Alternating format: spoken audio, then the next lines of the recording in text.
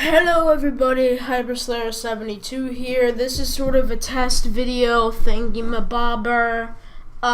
Doing this because I got a new video card and I've been pretty excited to make a video now that I got Sony Vegas and I got Mirrorless Action. So I'm gonna go ahead and record a little video that I've always wanted to record, just on my little bit of a strategy that I have. So I'm gonna go ahead and show you guys the perfect start to Die Rise on Call of Duty Black Ops 2 Zombies. And now obviously this is like super late. I mean, I couldn't release this video any later, but or a video for a map like this any later. But we're gonna go ahead and get right into it, and I'm gonna show you guys my strategy for getting to a perfect start of the game. And starting off on zombies is always a big deal. I mean, you gotta get the points, you gotta get stuff and other stuff and even more stuff. So give me a second, guys. I gotta get through this freaking cutscene. I don't even, hopefully it'll let me skip. I really hope it'll let me skip, actually. What do you mean, man? Come on. Let me skip. Huh? Did you think of that? Alright, well, if it's not gonna let me skip, guys, that sucks. I mean, it really sucks.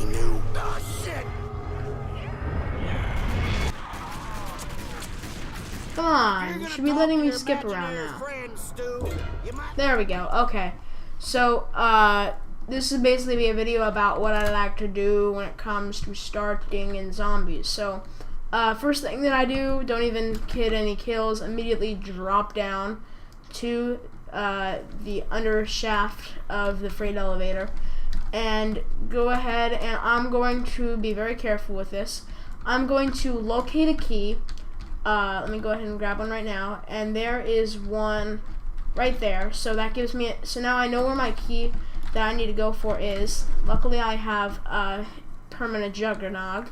So I'm going to put a key in, and I'm going to run through here, and I'm going to go ahead and grab up my key and then say goodbye.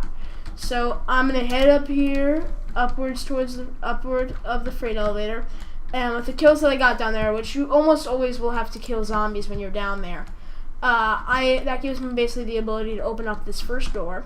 I'm going to head over here and get the compressor. Wherever the parts spawn, they spawn. Now what I'm doing is something that is very easy to do on PC, and also can be fairly easy on console. Just drag the parts, and you're going to want to pop it down, and it'll teleport down there. It's like a 1 in a million chance it'll land there. So now that I've done that, I'm going to grab up another part and head around and drop it right there. Done and done. And I'm going to head over here and look for the next part, which is the last one. It is located right here, excluding the one that I have on me. So we're going to want to bring this around the whole area and get this part. And now I actually don't really want to make a whole video of getting who's who. So now that I got that last part down there, the reason that I went downstairs the elevator first is so I could get the key. And that basically gives me the ability to have all 4 parts down there, which you normally could only have 3, and you have to hold on to 1.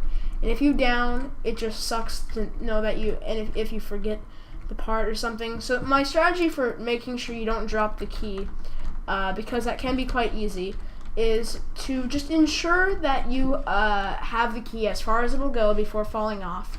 And then you go way off where you know the part will fall, swap it out, and it'll drop the item.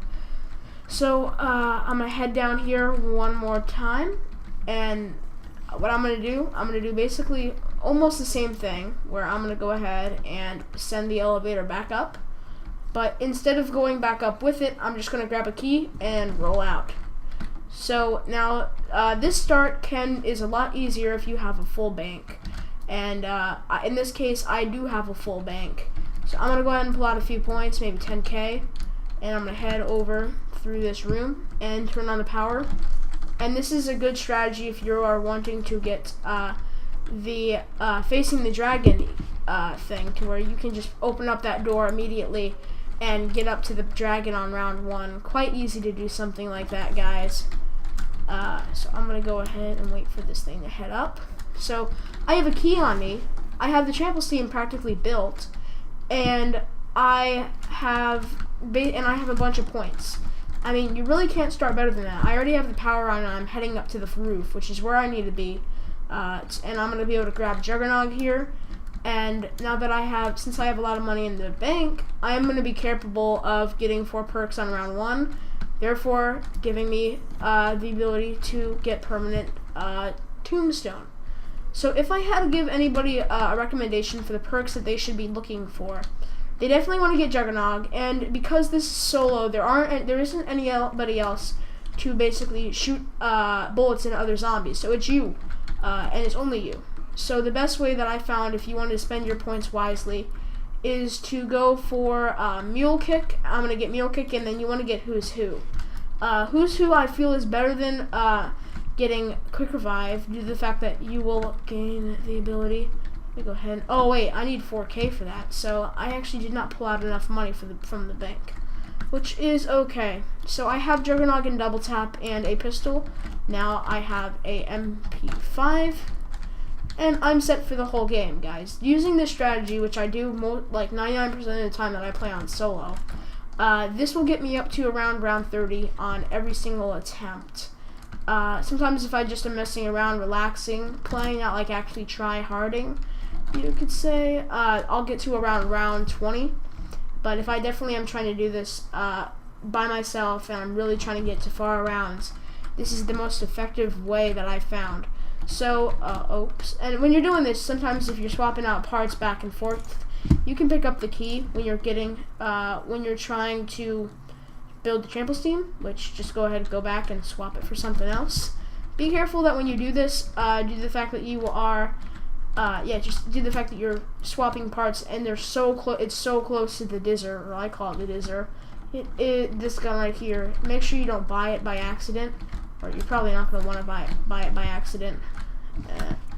Go ahead and grab that.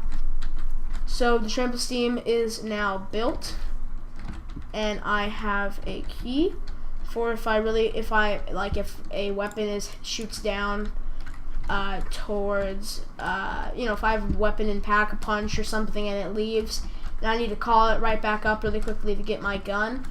That's great. And also, just to end this off, due to the fact that this is solo, let me go ahead and wait for that to run out because I want to get permanent insta-kill here pretty soon. I'm going to do this, and I'm going to buy Who's Who next now that once I get enough points. That's too bad it left. And so, guys, all that you have to do after this, if you pull out more money than I did in the bank, just open up that door.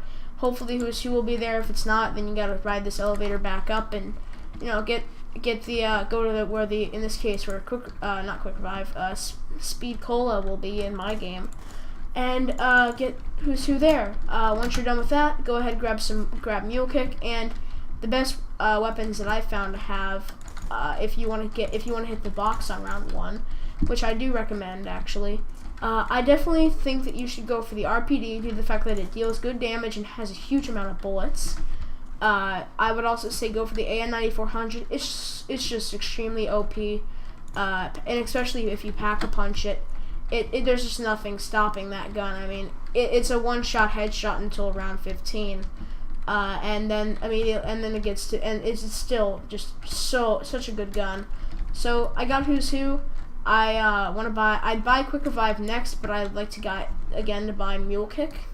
So again though, guys, I would recommend going with the RPD, the AN-9400, and lastly, to go with something like a Python, which can be very good for getting out of tight situations. Or if you want to go like all out with guns, I would say maybe get something like a PDW Pack-a-Punch, or really any other third gun that you want. I mean, if you have buried, then I would say get the Ray Gun Mark II, which is very Python-like, or like powerful pistol-like, where it kills them really, really fast, guys. There's max ammo and a nuke. So thank you for watching this video. I am HyperSlayer72, and I am out.